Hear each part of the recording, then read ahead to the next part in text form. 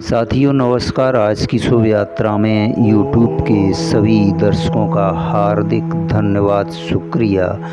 पांतजल योग सूत्र, योग दर्शन, सूत्र 9 कैवल्य पाद में कहा गया है। साथियों, जिस जाति, देश और काल का व्यवधान रहने पर भी स्मृति और संस्कारों का एक स्वरूप होने के कारण वासनाओं में अंतर नहीं होता, ये एक रूप रहती है। साथियों, जहाँ जन्म है वहाँ कर्म है। जीवन कर्म का ही पर्याय है।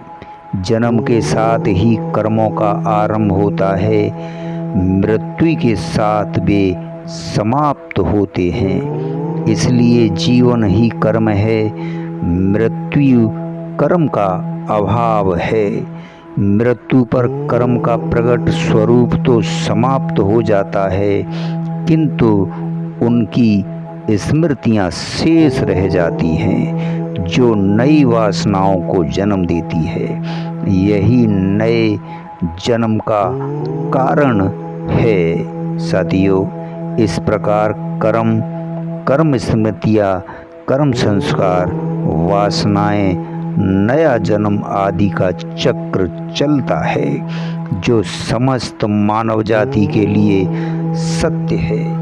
यह सृष्टि का अथवा प्रकृति का शाश्वत नियम है, जिस पर जाति, स्थान तथा काल का कोई व्यवधान नहीं पड़ता। अर्थात यह ऐसा नियम नहीं है कि जो केवल भारतीयों पर, हिंदियों तथा बौद्धों पर ही लागू होता हो।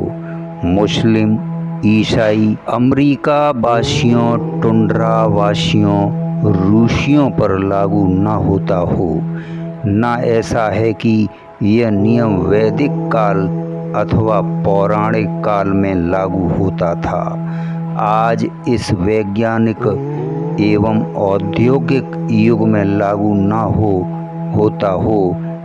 देश, काल, जाति, परिस्थितियां आदि से यह नियम बदल नहीं जाता। यह सरकारी ऑर्डिनेंस की भांति नहीं है, न सामाजिक व्यवस्था के लिए बनाया गया है, बल्कि यह प्रकृति का शाश्वत नियम है, जो सदा एक रूप रहता है। मित्रों, यदि किसी ने भारत में रहकर हिंदू घर में जन्म लेकर विशेष प्रकार के कर्म किए हैं, तो उनके फलस्वरूप जो स्मृतियाँ, संस्कार बने हैं, वे अगले जन्म में, चाहे वो अमेरिका में अथवा लंदन में ईसाई घराने में पैदा हुआ है, तो भी उसकी वैसी ही वासनाएं प्रकट हो जाएंगी।